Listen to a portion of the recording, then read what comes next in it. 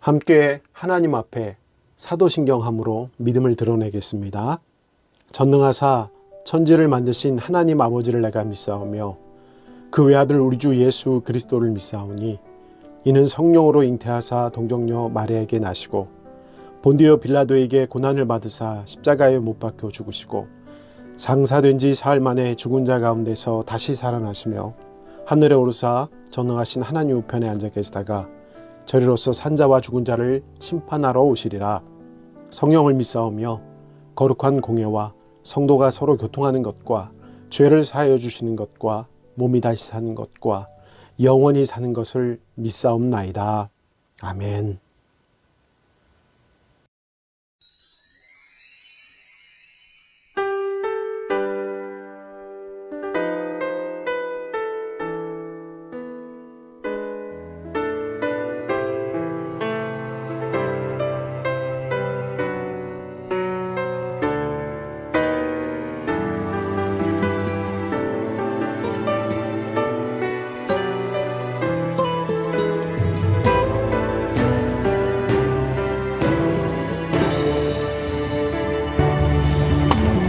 나의 가는 길 주님 인도하시네. 그는 보이지 않아도 날 위해 일하시네. 주 나의 인도자 항상 함께 하시네. 사랑과 힘 베푸시며 인도하시네. 인도하시네.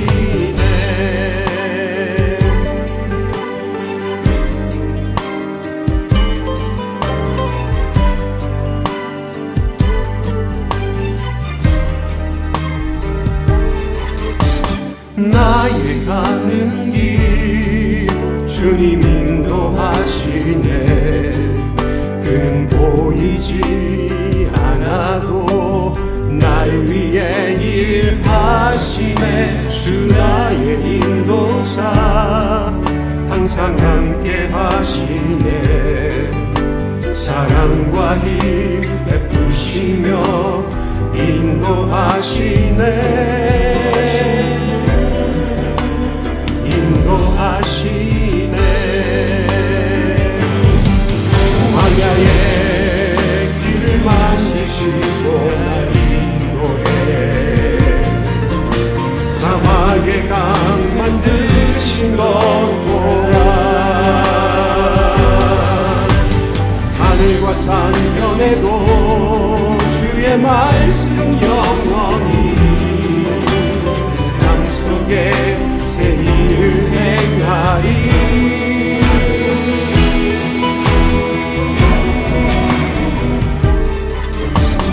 나의 가는 길 주님 인도하시네. 그는 보이지 않아도 날 위해 일하시네. 주 나의 인도자 항상 함께 하시네. 사랑과 힘 베푸시며 인도하시네. 인도하시네.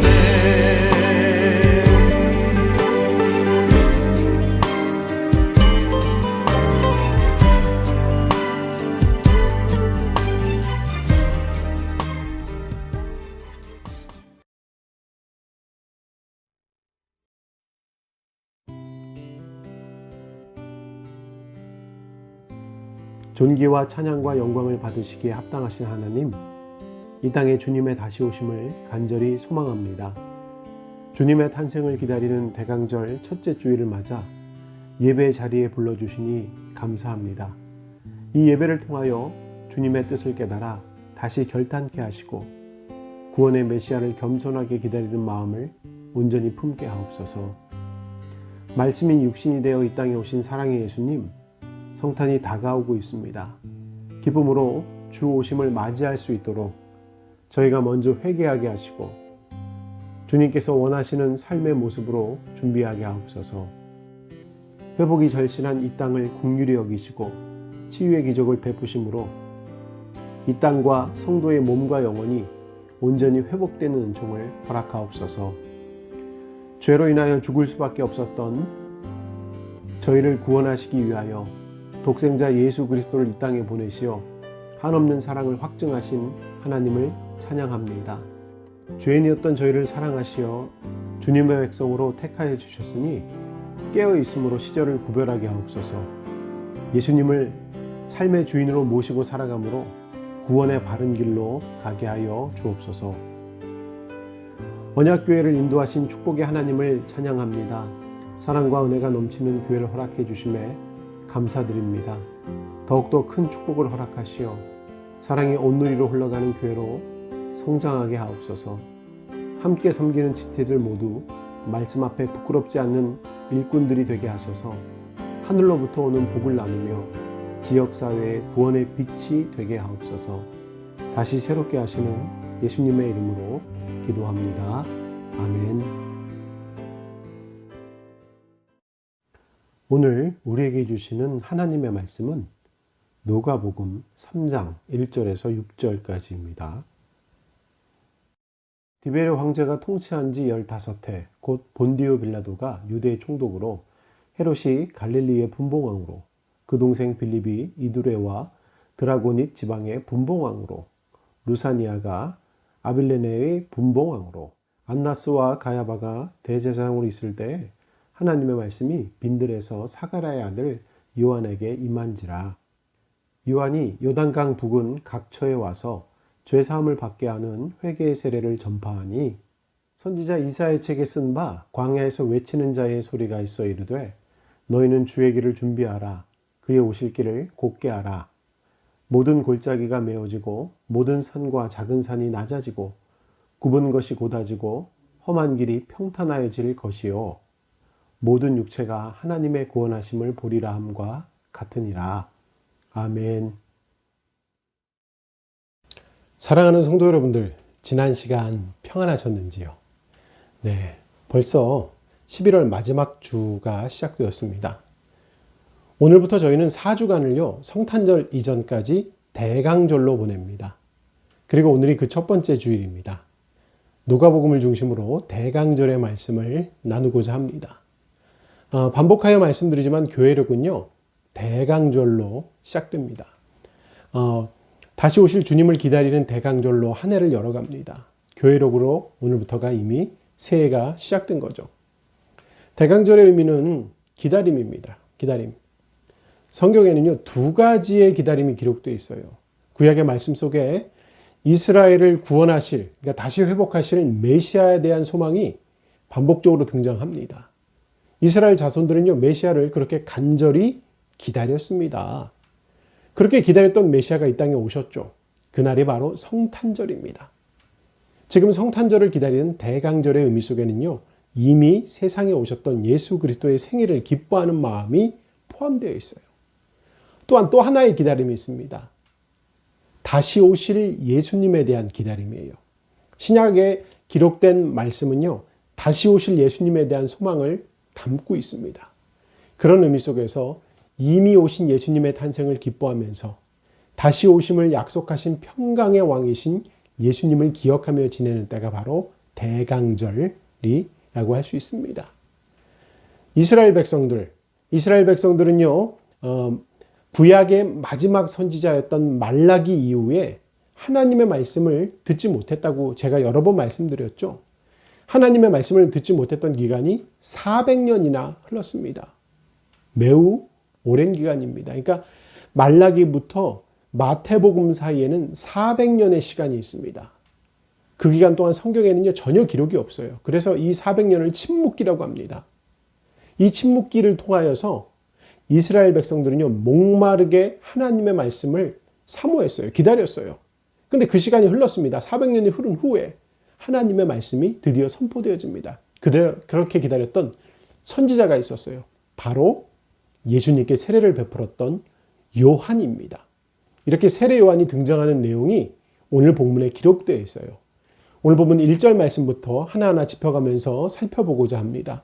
오늘 본문 누가복음 3장 1절 말씀을 보겠습니다. 함께 읽겠습니다.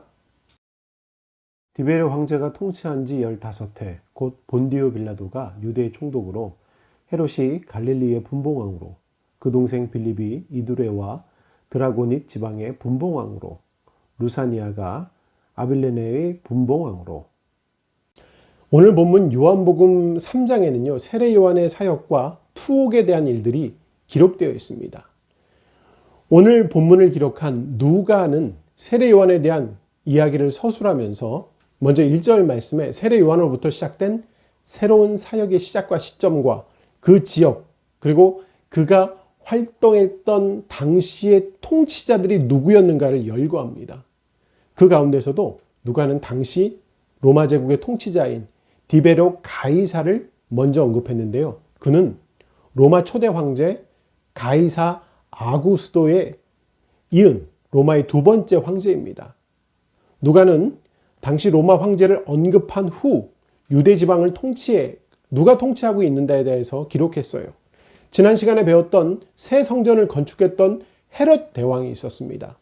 그 후에 아들이었던 켈라우스 왕이 주후 6년에 폐위가 됩니다. 그래서 유대와 사마리아는요, 로마 관리에서 직접적인 통치와 헤롯 가문의 잔존 세력에 의한 분할 통치에 들어갔죠. 그들의 이름이 1절 중반부에 기록되어 있는데요. 헤롯이 갈릴리의 분봉왕으로 라고 기록되어 있어요. 그리고 이어서 그 동생 빌립이 이두레와 드라고닛 지방의 분봉왕으로 라고 또한 분봉왕에 대한 기록이 있고요. 또 루사니아가 아빌레네의 분봉왕으로 라고 기록되어 있습니다. 큰 왕이 있고 큰 왕 밑에 작은 왕들이 나라를 구분하여서 다스렸다라고 본문에 기록되어 있어요. 그러던 중에 서기 26년경 본디오 빌라도라는 인물이 제6대 유대 총독으로 임명됩니다. 그리고 10년 이상 유대 지방의 세금 징수, 원주민 동태 파악 및 주둔군, 로마 주둔군 관리 업무 등을 수행했어요. 이 사람이 바로 유대 최고의 재판권자였습니다. 그는 대제사장들과 장로들에 의해 체포 송환된 예수님을 재판하여서 십자가형에 처하게 한 장본이기도 하죠. 그런 이유에서 본디오 빌라도에게 고난을 받으사라고 사도신경에서 고백하고 있습니다. 바로 그가 세례 요한과 예수님께서 사역하실 때 유대를 통치하고 있었습니다. 본문을 기록한 누가는 이런 주변 상황을 자세하게 설명한 후에 세례 요한을 직접 등장시키고 있어요. 본문 2절 말씀입니다. 2절 말씀을 함께 읽겠습니다. 안나스와 가야바가 대제사장으로 있을 때 하나님의 말씀이 빈들에서 사가랴의 아들 요한에게 임한지라. 본문에 등장하는 안나스라는 인물은요, 주 15년까지 대제사장으로 있었던 사람입니다. 그런데 본문에 기록된 시점의 대제사장은요, 안나스가 아니에요. 가야바였습니다. 그래서 오늘 본문 2절 말씀은 안나스와 가야바가라고 기록되어 있어요. 그렇게 기록한 이유가 있는데요. 가야바는요, 그 사람의 가야바의 장인이 안나스예요. 안나스는 제사장직에서 물러난 뒤에도 사위를 제사장으로 세우고 배후에서 실질적인 권력을 계속 행사해 왔습니다. 그래서 안나스와 가야바가 대제사장으로 있을 때라고 기록한 겁니다. 그런 시절에 하나님의 말씀이 빈들에서 사가랴의 아들 요한에게 임한지라 라고 본문 말씀은 전하고 있어요. 그런데 당시 최고의 종교 지도자는 안나스와 가야바라는 대제사장이었습니다. 이들은 그 시대를 대표했던 인물들이에요. 그런데 그들에게 하나님의 말씀이 임하지 않았어요. 하나님의 말씀은요, 이 쟁쟁한 모든 사람들을 다 제껴두고요, 10년간이나 광야에서 지내고 있는 세례 요한이란 인물에게 임했습니다. 왜 주님의 말씀이, 하나님의 말씀이 요한에게 임했을까요? 하나님의 말씀은요, 인간의 지위와 명성에 있는 사람으로서 많은 걸 누리고 있는 사람을 찾지 않습니다. 높은 곳에 있으면 교만해지고 쉽고요, 권력을 가지면 타락하기 쉬워요. 그런 교만과 타락 앞에 노출된 인물에게는 하나님의 말씀이 쉽게 임하지 않습니다. 아무리 대제사장이라 할지라도, 영적으로 도덕적으로 뛰어난 사람이라고 할지라도 그 자리가 중요한 거죠. 하지만 비록 큰 직분을 갖지 못하더라도 그의 삶의 자리가 광야에 있다 할지라도 하나님의 통치 아래 있으면 그런 자에게는 말씀이 임합니다. 그 사람이 바로 요한이죠. 오늘 본문에 등장하는 요한입니다. 성경에는 요한이 여러 명 등장하는데요. 본문의 요한은 예수님보다 6개월 먼저 태어나서 예수님의 오실 길을 예비한 예수님께 세례를 베풀었던 세례 요한이라고 불리는 하나님의 선지자죠. 이 선지자 세례 요한이 빈들 광야에 있을 때 하나님의 음성을 들었습니다. 빈들이 어디예요? 빈들이라고 하는 곳은요, 사람의 인적이 없고요, 외롭고 쓸쓸하고 마땅히 쉴 곳조차 없는 장소입니다. 성경 말씀에서 고난을 상징하는 장소가 빈들이에요. 그런 곳에서 요한은 하나님을 만나고 주님의 음성을 들었습니다. 고난 속에서, 빈들에서 하나님을 경험한 요한이에요. 이런 말씀을 읽을 때 여러분들, 성경을 읽을 때 이 이야기를 옛날 이야기처럼 이렇게 읽으면 안 돼요. 나의 이야기로 읽어야 합니다. 그래야 말씀이 나의 영혼과 호흡할 수 있기 때문이에요. 그런 의미에서 본문에 등장하는 장소인 빈들에는요, 2000년 전이 흐른 지금 그 세상을 살아가는 저희에게는 또 다른 의미가 있어요. 구약에는 빈들이고 성경에는 빈들이고 요한이 거한 곳도 빈들이지만 지금 우리에게 이 빈들은요, 저희가 살아가는 삶의 자리를 의미합니다. 내가 살아가는 삶의 현장에서 만나는 광야 같은 삶, 답답함, 미칠 것 같은 그런 순간들을 의미하죠. 여러분들도 신앙생활 하다가 이런 경험 해보셨을 겁니다. 때로는 내가 너무 외롭고 쓸쓸한 광야에 혼자 내버려진 것 같은 느낌 말입니다. 아무도 나를 도와줄 것 같지 않아요. 무기력해요. 누구에게나 있습니다. 그렇게 외로움이 엄습할 때가 있어요. 그런데 그런 시간이 신앙인들에게 정말 필요합니다. 왜냐하면 바로 그때가 하나님을 만날 수 있는 시간이기 때문이에요. 말씀과 기도로 주님께 더욱 다가갈 수 있는 시간입니다. 아픔을 통해 역사하시는 하나님의 은혜가 분명히 있습니다. 세례 요한이 빈들에서 하나님을 경험한 것처럼 나의 삶에서도 고난을 통하여 역사하시는 동일한 은혜를 경험할 수 있습니다. 사람들에게 둘러싸여서 그저 웃고 떠들고 지날 때 내가 외로운 것도 모르고 또 무엇을 어떻게 해야 할지 삶의 의미에 대해서 고민하지 않아요. 그런데 외롭게 광야에 던져지게 되면 나는 지금 무엇하고 있는가? 어디로 가고 있는가? 자신을 살펴보게 됩니다. 그리고 이 광야를 통해서 나 스스로가 깨어집니다. 그 과정을 통하여 나의 약함을 알고 하나님의 크심을 알게 됩니다. 하나님의 크심을 알 때 내가 낮아질 수밖에 없죠. 그분 앞에서 엎드려지게 됩니다. 그러므로 외로움의 시간이 나의 삶에 마이너스가 되는 것처럼 보이지만 그 외로움의 시간이 진정으로 하나님을 경험하는 시간, 나의 삶에 플러스가 되는 시간이 됩니다. 오늘 본문에 등장하는 세례 요한이요, 바로 그 시간을 경험했어요. 빈들에서 하나님을 경험했습니다. 그렇게 주님을 경험한 후 복음을 선포하면서 주님 오심을 예비했습니다. 3절 말씀입니다. 3절 말씀을 함께 읽겠습니다. 요한이 요단강 북은 각처에 와서 죄사함을 받게 하는 회개의 세례를 전파하니, 방금 남는 3절 말씀에서 세례 요한이 죄사함을 받게 하는 회개의 세례를 전파했다고 기록하고 있는데요. 세례 요한이 예수님의 길을 예비한 방법은요, 다른 게 아니에요. 회개예요, 회개. 그렇게 회개를 통하여 하나님을 만나고 예수님을 만날 수 있게 해주었습니다. 마찬가지죠. 성도들이 하나님을 바로 믿기 전 꼭 해야 할 것이 있는데 그게 회개예요. 죄에서부터 돌이켜야만 하나님을 온전히 믿을 수 있습니다. 죄 속에 그대로 거하면 하나님을 믿을 수 없어요. 하나님을 믿는다는 것은요, 바로 죄악된 삶을 버리고 거룩한 삶을 살아가야겠다는 결단입니다. 이렇게 회개는 완전히 방향을 바꾸는 걸 말해요. 삶의 방향을 돌이키는 것이 바로 회개예요. 회개랑 후회랑 차이가 있죠. 뉘우치는 것이 후회고 돌아서는 것이 회개입니다. 후회만 해서는 변화가 없어요. 돌이켜야죠. 돌아서야죠. 회개를 해야지요. 그래야 변화가 있습니다. 성경 말씀 속에 변화를 경험한 중요한 회개가 있었죠. 교회를 핍박하고 무너뜨리기 위하여 다메섹으로 가던 사울이라는 청년이 있었어요. 부활하신 예수님을 만남으로 그는 모든 것이 변화되었습니다. 그 후로 예수님을 위한 사도 바울의 삶을 살게 되었죠. 그것이 회개죠. 예수님께서 비유로 말씀하신 돌아온 탕자가 있어요. 돌아온 탕자에 대한 비유. 아버지의 재산을 가지고 나와서 다 탕진합니다. 그래서 거지가 데려와서 돌아오죠.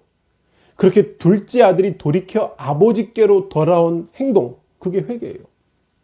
그때 아버지는 돌아온 탕자를 사랑의 품으로 안아줍니다. 회개는 정말 중요합니다. 세례 요한의 이런 회개의 외침은요, 변화를 가져왔습니다. 이렇게 세례 요한의 죄 사함을 받게 하는 회개의 세례는 유대 지역에 큰 울림이 되었습니다. 그렇게 세례 요한은 하나님의 사역에 등장합니다. 그런 세례 요한의 역할은 구약에 이미 예언되어 있었어요. 그 예언의 말씀이 4절부터 6절까지입니다. 4절부터 6절까지 말씀을, 총 3절 말씀을 함께 읽겠습니다. 선지자 이사야의 책에 쓴 바 광야에서 외치는 자의 소리가 있어 이르되 너희는 주의 길을 준비하라. 그의 오실 길을 곧게 하라. 모든 골짜기가 메어지고 모든 산과 작은 산이 낮아지고 굽은 것이 곧아지고 험한 길이 평탄하여질 것이요 모든 육체가 하나님의 구원하심을 보리라 함과 같으니라. 방금 나눈 이 4절 말씀은 선지자 이사야의 책에 쓴 바라고 시작되죠. 이 말씀이 뭐냐면 다른 성경에서 인용되었음을 이야기합니다. 4절 말씀 중반부 이후의 말씀은요, 이사야 40장에 기록된 말씀이에요. 이렇게 이사야 선지자의 예언의 말씀을 통하여 사역의 현장에 등장하는 주님의 길을 준비하는 자가 있음을 알려줍니다.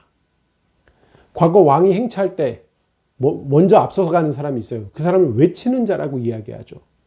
비키시오 비키시오 하면서 왕이 가야 할 길을 터주었습니다. 장애물 당연히 제거되었고 위험 요소들 제거해야 되겠죠. 그리고 거리에 있던 사람들은 움직일 수 없도록 조치했습니다. 그렇게 왕의 행차를 미리 준비한 사람들이 있었죠. 2000년 전 이 땅에 왕이 오셨을 때 세례 요한은 그런 준비를 했습니다. 회개의 세례를 통하여 주님께서 오심을 예비했어요. 요한이 했던 일은요, 죄 사함을 받게 하는 회개의 세례예요. 그걸 베풀면서 말씀을 선포하는 일이었습니다. 그 일을 하는 근거가 오늘 본문에 있어요. 4절, 5절, 6절 말씀입니다. 이 구약의 말씀은 세례 요한의 사명이 무엇인지를 말해주고 있어요. 요한은 자신의 사명에 따라 말씀에 근거하여 자신이 해야 할 일을 행하고 있었습니다. 오늘 본문을 통하여 반복된 이사야 40장의 말씀을 2000년 전 당시 사회적 분위기 속에서 살펴보자고 하면 골짜기, 이거는 음탐함을 상징한다고 해요. 거짓과 미움과 탐욕과 음란으로 복잡해진 사람들의 심령을 골짜기로 상징한다고 합니다. 그리고 산과 작은 산은요, 사람들의 교만한 마음을 상징한다고 해요. 그런 의미에서 오늘 본문 5절은요, 모든 골짜기가 메어지고 모든 산과 작은 산이 낮아지고 굽은 것이 곧아지고 험한 길이 평탄해질 것이요 라는 말씀은요, 탐욕과 음란과 교만한 마음을 모두 버리고 겸손히 회개하는 자들만 영광의 하나님을 영접할 수 있게 됨을 이야기합니다. 그런 의미 속에서 6절 말씀에 기록된 모든 육체가 하나님의 구원하심을 보리라는 말씀을 인용하게 된 것입니다. 함께 예배드리는 성도 여러분들, 오늘 본문에는요, 세례 요한이 요단강에서 세례를 행하는 장면이 기록되어 있어요. 세례 요한은요, 천국 준비로 예비된 자였어요. 세례 요한은요, 광야에서 외치는 자로서 요단강에서 죄 사함을 받게 하는 회개의 세례를 베풀므로 예수님의 앞길을 준비하게 하셨습니다. 그리고 그 세례 요한의 사역과 사명은요, 이미 구약에 예언되어 있었습니다. 이렇게 유대 지역에 영향력을 가진 인물로 세례 요한을 성경은 기록하고 있습니다. 그런데 세례 요한이 그렇게 유명하고 많은 사람들이 세례 요한 앞에 나와서 세례를 받았지만 요한의 이야기가 복음은 아니죠. 복음은 예수 그리스도죠. 그 누구도 결코 주님을 앞서갈 수 없습니다. 예수님을 만나 죄 사함을 경험하는 값없는 하나님의 은총을 누리게 되는 것이 그게 복음이거든요. 천국은 회개를 통하여 저와 여러분 안에 이미 임재하고 있습니다. 예수님께서 이 세상에 오신 이유는 하나님의 백성을 구원하기 위함이에요. 다시 말하여 죄의 길에 서 있는 자들을 하나님께로 돌아오게 하시기 위하여 성탄절에 이 세상에 탄생하신 겁니다. 주님 오심 기다리면서 곧 오실 주님 앞에 나의 모습은 어떠한가를 돌아보시기 바랍니다. 지금 주님이 오시면 여러분들은 하나님 앞에 오시면 정결한 모습으로 나올 수 있나요? 주님 모습을 준비하셨나요? 회개 열매를 맺기 위하여 저와 여러분은요, 하나님과 관계를 가로막고 있는 모든 것을 제거해야 합니다. 그게 준비예요. 잘못된 것을 끊어버려야 됩니다. 점검하시기 바랍니다. 예수님의 축복을 받기 위하여, 만나기 위하여 내 안에 버려야 하는 것이 무엇인지를 구별해야 합니다. 그렇게 구별해내는 것을 우리가 결단이라고 하죠. 그리고 버리기 위하여 구별해낸 것을 포기해야 돼요. 포기. 하나님의 영광을 가리는 것을 포기하는 겁니다. 그게 바로 회개예요. 진정 회개를 위하여 하나님이 모든 것을 다 알고 계심을 가슴으로 기억해야 됩니다. 그 사실을 인정해야 합니다. 그래야만 감추었던 것들, 일부러 눈 감아버리고 무시했던 나의 아픔들을 고백할 수 있기 때문입니다. 그리고 고치려고 했지만 고치지 못하는 것들까지도 드러내야 합니다. 그럴 때 회개가 있고 회개를 통한 거듭난 하나님의 사람이 될 수 있습니다. 여러분 모두가 다 그렇게 되길 원합니다. 그렇게 회개한 모습으로 돌아섰을 때 주님의 길을 예비하는 자로, 하나님의 동역자로 사명을 감당한 능력을 덧입을 수 있게 됩니다. 오늘 예배하는 여러분 모두가 정결한 모습으로 준비하시기 바랍니다. 준비된 자로 주님 오심을 예배하시기 바랍니다. 날마다 스스로 정결케 하는 회개와 회개의 열매를 맺는 삶을 통하여 주님이 주신 평안을 누리며 삶의 자리에서 정직하게 살아가면서 그렇게 준비된 자로 하나님의 영광이 되시기를 주님의 이름으로 축원합니다. 아멘. 우리 손 모으고 우리 함께 기도하겠습니다. 사랑의 하나님, 오늘도 말씀을 통하여 은혜 주시니 감사합니다. 말씀 붙들고 승리하길 원합니다. 회개의 열매가 저의 삶 속에 드러나기를 원합니다. 하나님 앞에 거룩한 자로, 깨끗한 자로 준비케 하여 주옵소서. 그래서 다시 오실 주님을 준비된 자로, 깨끗한 자로 만날 수 있게 하여 주시옵소서. 하나님, 이 땅의 모든 성도들의 삶을 주장하여 주시고 하나님의 영광을 구하는 삶을 살게 하여 주시기를 원합니다. 믿음을 더하여 주시고 주님의 붙들어 주심을 경험하게 하여 주옵소서. 하나님, 모든 성도들의 삶 속에 세밀하게 역사하셔서 갈 길을 밝히 보여주시고 하나님이 꿈꾸는 미래를 함께 걸을 수 있도록 하나님 이끌어가 주시옵소서. 아픔이 있는 가정마다 주가 주시는 회복이 있게 하여 주시고 주님의 은혜로 말미암아 새 희망을 꿈꾸는 가정들이 많아지게 하여 주시옵소서. 하나님, 코로나19 바이러스 하나님께서 책임져 주시고 붙잡아 주시고 믿는 성도들의 삶을 지켜보아여 주옵소서. 그래서 가정마다 감사가 넘치게 하여 주시고 가정마다 자녀들이 복을 받는 일들이 많아지게 하여 주옵소서. 하나님, 군대 가 있는 청년이 있고 또 해외 나가 있는 청년이 있습니다. 하나님, 그들의 삶을 기억하여 주시고 붙들어 주시고 함께하여 주시고 건강 잃지 않도록 역사해 주시옵소서. 그리고 모든 성도들이 다 하나님 앞에 강건함을 이룰 수 있도록 하나님 강권적으로 역사해 주시옵소서. 이번 한 주간도 삶도 온전히 주님께 의탁드립니다. 이제는 우리 주 예수 그리스도의 은혜와 하나님 아버지의 무한하신 사랑과 성령님의 교통하심이 지금 머리 숙인 하나님의 귀한 백성들 위해 저들의 삶의 자리 위에 지금부터 영원히 함께 하시기를 간절히 축원하옵나이다. 아멘.